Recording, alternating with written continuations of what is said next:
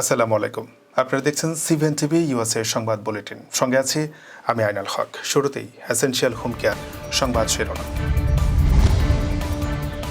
আমরা গ্রিনল্যান্ড পেতে যাচ্ছি বললেন ট্রাম্প। তালেবানের শীর্ষ নেতাদের ধরে দিতে পুরস্কারের ঘোষণা যুক্তরাষ্ট্রের। বিএনপির ভোট কাটতে চায় শিক্ষার্থীদের রাজনৈতিক দল। ছিনতাই চাঁদাবাজি বন্ধ হয়নি স্বীকার করলেন স্বরাষ্ট্র উপদেষ্টা।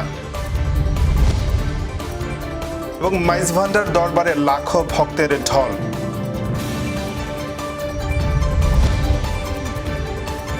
শুনছিলেন এসেনশিয়াল হোম কেয়ার সংবাদ শিরোনাম। এবারে বিস্তারিত। মার্কিন প্রেসিডেন্ট ডোনাল্ড ট্রাম্প আবারও গ্রিনল্যান্ডের প্রতি তার আগ্রহ পুনর্ব্যক্ত করেছেন। শনিবার মার্কিন প্রেসিডেন্টের বিশেষায়িত উড়োজাহাজ এয়ার ফোর্স ওয়ানের সাংবাদিকদের সঙ্গে আলাপকালে ট্রাম্প বলেছেন তিনি বিশ্বাস করেন যুক্তরাষ্ট্র স্বায়ত্তশাসিত ড্যানিশ অঞ্চলটির নিয়ন্ত্রণ বুঝে পাবে। তিনি বলেন, আমি মনে করি আমরা এটি পেতে যাচ্ছি এবং দ্বীপটির 57,000 বাসিন্দা আমাদের সঙ্গে থাকতে চায়। ট্রাম্প এমন সময় এই মন্তব্য করলেন যার কয়েক ঘন্টা আগে ডেনমার্কের প্রধানমন্ত্রী মেটে ফ্রেডেরিকসেন ট্রাম্পকে ফোনে স্পষ্ট করে জানিয়েছেন গ্রিনল্যান্ড বিক্রয়ের জন্য নয়। সাংবাদিকদের সঙ্গে আলাপকালে ট্রাম্প আরও বলেন, আমি মনে করি গ্রিনল্যান্ডবাসী আমাদের সঙ্গে থাকতে চায়।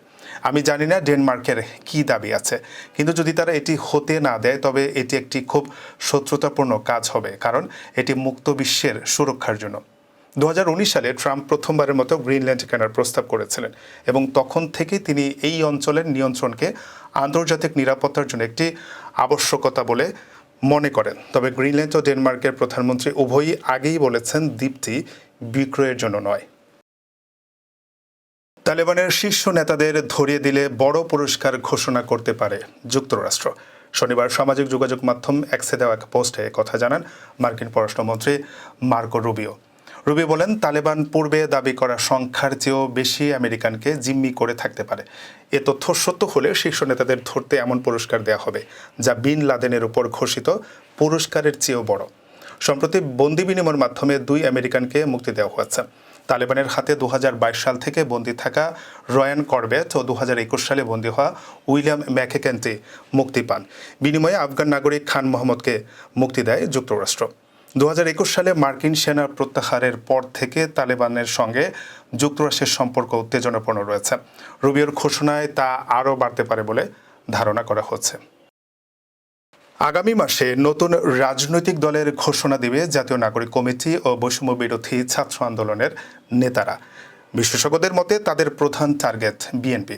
ইতোমধ্যে বিএনপির দ্বিতীয় ও তৃতীয় সারির নেতাদের দলে টানতে কাজ শুরু হয়েছে। বিএনপির ভোটকেও টার্গেট করেছেন তারা। বিস্তারিত প্রতিবেদনে। রংপুরের শহীদ আবু সাইদের কবর থেকে শুরু করে চট্টগ্রামের শহীদ ওয়াসিম আকরামের কবর পর্যন্ত পায়ে হেঁটে লং মার্চের মাধ্যমে নতুন দল ঘোষণা দেওয়ার সিদ্ধান্ত নিয়েছে জাতীয় নাগরিক কমিটি ও বৈষম্য বিরোধী ছাত্র আন্দোলনের নেতারা। এই দলের প্রধান কে হতে পারেন সেই নিয়ে এখনও আলোচনা চলছে। তবে দলটির প্রতিষ্ঠাতা প্রধান হিসেবে থাকতে পারেন তথ্য টেলিকম ও আইসিটি উপদেষ্টা নাহিদ ইসলাম। বলা হচ্ছে তিনি উপদেষ্টার পদ ছেড়ে নতুন এই রাজনৈতিক দলের নেতৃত্বে আসতে পারেন। তবে শিক্ষার্থীদের কোনো পক্ষ বিষয়টি পুরোপুরি নিশ্চিত করেনি। উপদেষ্টা নাহিদ ইসলাম এখনও এমন কোনো বক্তব্যও দেননি। অন্তর্বর্তীকালীন সরকারের উপদেষ্টার পদ ছেড়ে তবে কি নতুন রাজনৈতিক দলের দায়িত্ব নিচ্ছেন নাহিদ? জাতীয় নাগরিক কমিটির আহ্বায়ক মোহাম্মদ নাসিরউদ্দিন পাটোয়ারী বলেন, বিষয়গুলো চূড়ান্ত হয়নি।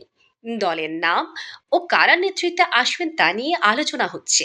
ছাত্র উপদেষ্টাদের কেউ যদি উপদেষ্টাদের পদ ছেড়ে রাজনৈতিক দলের দায়িত্বে আসতে চান তাদের স্বাগত জানাবো। তবে এখন পর্যন্ত যেহেতু তারা সরকারে আছে, ফলে তাদের আমরা আলোচনায় ডাকছি না।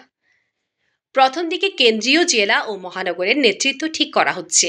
এরপর পর্যায়ক্রমে আমরা সারা দেশেই নতুন দলের কমিটি করব। সেই কাজও অনেকটা শেষের পথে। যারা বৈষম্য বিরোধী আন্দোলনে নেতৃত্ব দিয়েছেন বা অংশ নিয়েছেন তাদের একটি অংশ এই দলের অংশ হবে। এর বাইরে অন্যান্য দলের বা মতাবলম্বীদেরও এই দলে যোগ দেবার সুযোগ থাকছে বলে জানা গেছে।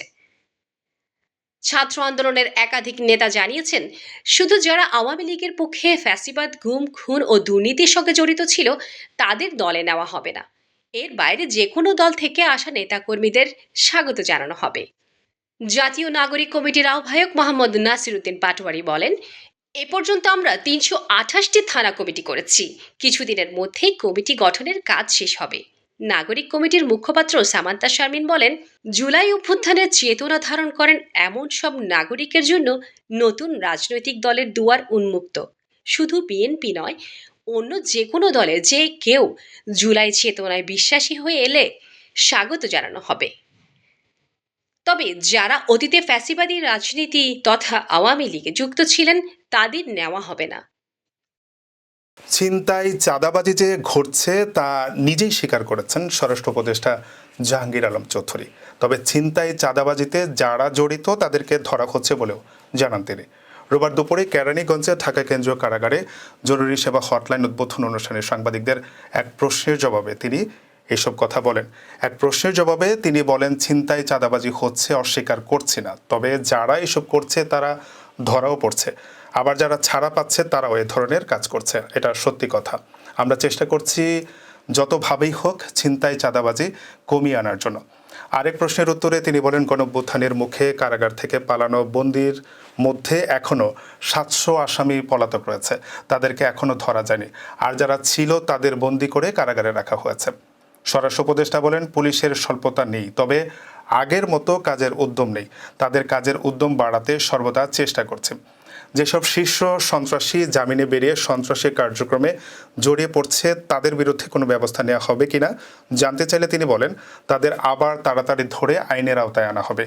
যেই ধরা পড়বে তাকেই আইনের আওতায় আনা হবে। 5ই অগাস্টের পর অনেক দাগী আসামিকে ক্ষমা করে দেওয়া হয়েছে। এমন প্রশ্নের জবাবে তিনি বলেন, সাধারণ ক্ষমতায় এখনও কেউ বের হয়নি, জামিন পেয়েছে তারা। মাইজভান্ডারী তরিকার প্রবর্তক গাউসুল আজম হজরত মাওলানা শাহ সফি সৈয়দ আহমদ উল্লাহ মাইজভান্ডারীর 119তম উরুস শরীফ চট্টগ্রামের ফটিকছড়ির মাইজভান্ডার দরবার শরীফে অনুষ্ঠিত হয়েছে। এতে লাখ লাখ মানুষের ঢল নামে দরবার প্রাঙ্গণ সহ আশেপাশের কয়েক কিলোমিটার এলাকার সড়ক জুড়ে। বিস্তারিত দেখুন প্রতিবেদনে। জিকির ও আখেরি মোনাজাতের মধ্য দিয়ে শুক্রবার ভোররাতে সম্পন্ন হয়েছে চট্টগ্রামের ঐতিহ্যবাহী ফটিকছড়ির মাইজভান্ডার দরবার শরীফের প্রতিষ্ঠাতা হজরত মাওলানা সৈয়দ আহমদুল্লাহ মাইজভান্ডারীর 119তম ওরস শরীফ।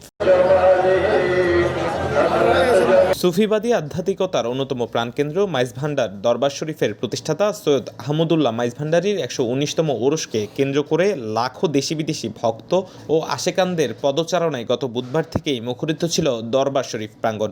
মাজারে গিলাপ চড়ানো, মিলাদ, জিকির ও সেমা মাহফিল সহ নানান আনুষ্ঠানিকতা ছিল 3 দিনের এই আয়োজনে।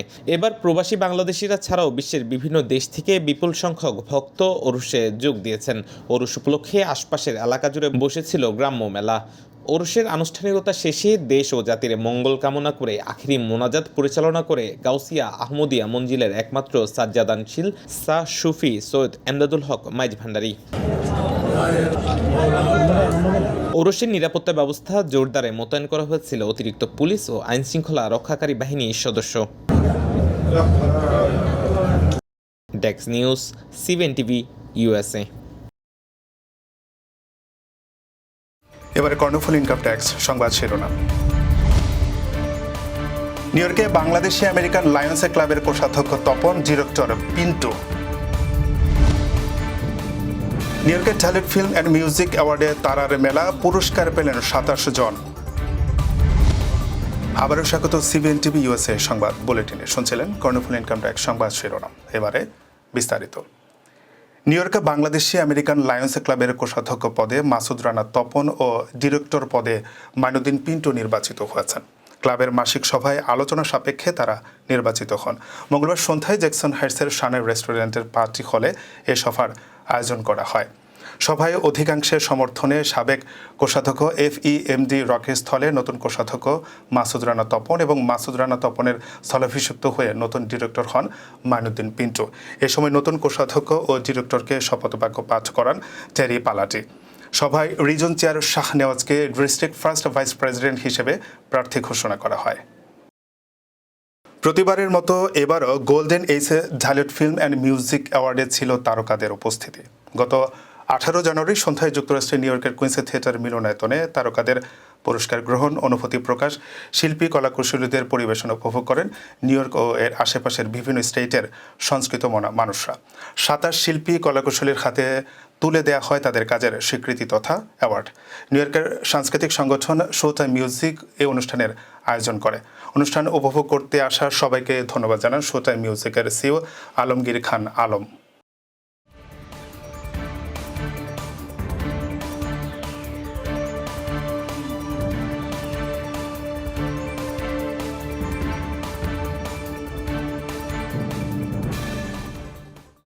প্রতিদিনের উল্লেখযোগ্য ঘটনা কালক্রমে রূপ নেয় ইতিহাসে। চলুন এক নজরে দেখে নেওয়া যাক আজকের দিনে ঘটে যাওয়া উল্লেখযোগ্য কিছু ঘটনা। 1841 সালের আজকের এই দিনে হংকং ব্রিটিশ সার্বভৌম ভূখণ্ডে পরিণত হয়। 1918 সালের আজকের এই দিনে ইউক্রেন স্বাধীনতা ঘোষণা করে।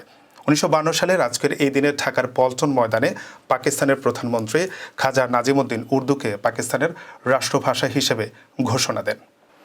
দর্শক, এই ছিল সিবিএন টিভি সংবাদ বুলেটিনে। শেষ করছি। পরবর্তী বুলেটিন দেখার আমন্ত্রণ জানিয়ে এতক্ষণ সাথে থাকার জন্য ধন্যবাদ সবাইকে।